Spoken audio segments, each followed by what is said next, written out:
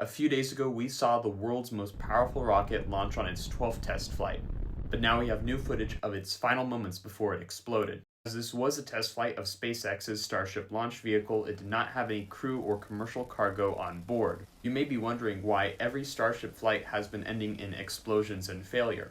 Well, it's part of SpaceX's design philosophy. Rather than spending years building a very expensive prototype, they build cheap prototypes quickly. They see what blew up on the last cheap prototype and then they build another one really quickly.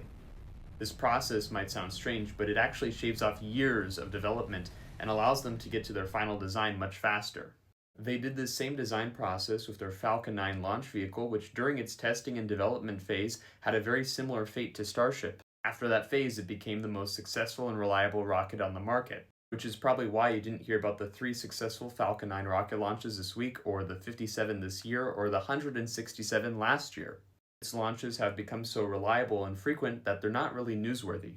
Whereas Starship's still in its testing and development stage, so even if you wanted to launch your satellite on Starship, you couldn't.